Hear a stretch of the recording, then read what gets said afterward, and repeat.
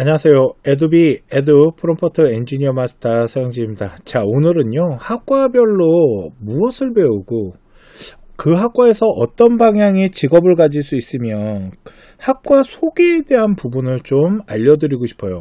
학생들이 학과에 대한 정보를 얻거나 아니면 아직 가고자 하는 학과가 없다라면 학과를 찾으면서 그 정보를 토대로 학과를 선정하는 것도 방법이거든요. 한번 보도록 하겠습니다. 에도비 바로 가기를 한 다음에요.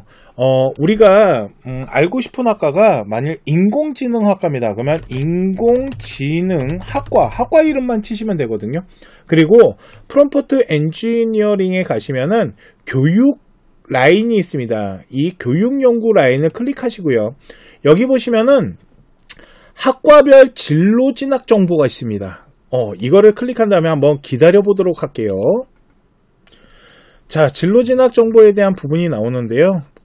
일단은 학과 소개에 대한 부분에서 이제 인공지능 분야에 대한 것들과 그리고 진로 탐색 방법, 그리고 필요 역량과 자기 개발하는 부분들, 그리고 지원 전형에 대한 기준, 대학교는 서울대, 카이스트, 포스텍, 연세대, 고려대, 일단 좋은 대학교가 많이 나오더라고요. 제가 미리 돌려봤는데, 네, 그리고 대학 선택에 대한 기준과 진로, 직업에 대한 정보들, 그리고 조언에 대한 부분이 이렇게 나옵니다. 자, 보시면은 우리 아이가 만약 인공지능학과를 간다라면 인공지능학과에서 배우는 라인들, 그리고 그걸 통해서 어떤 지식의 이론과 직업에 대한 방향성들, 자, 필요 역량, 관심 분야 같은 경우는 수학 사고력, 그러니까 수학을 잘해야 되고 프로그래밍이나 데이터 이런 거에 일단 관심이 많아야 됩니다.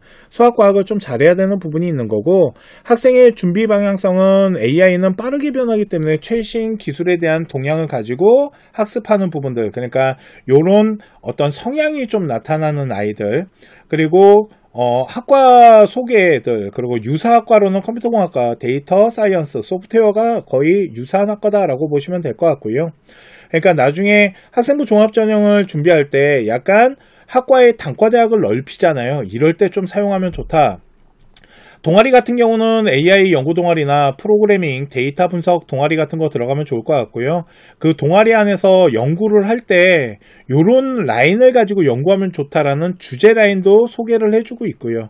그리고 대학교를 선택하는 기준과 나중에 직업에 대한 부분들, AI 엔지니어, 로봇공학자, 자연어 처리 전문가, 이 자연어라는 게 이제 텍스트 데이터를 분석을 해가지고 그걸 자연어를 처리하는데, 요즘 인공지능이 이 자연어 처리를 엄청나게 잘한다라고 보시면 될 것 같고요. 자격증은 이제 데이터 분석 전문가나 정보 처리 기사 같은 것들이 있다라고 보시면 될 것 같아요.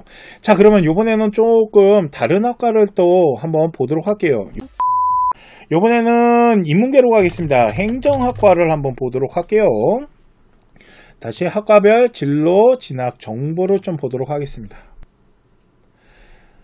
자, 목표 설정은 행정학과니까 공공 부분에 대한 정책 개발이나 당연히 실무 행정에 대한 관리들, 이런 부분일 거고요.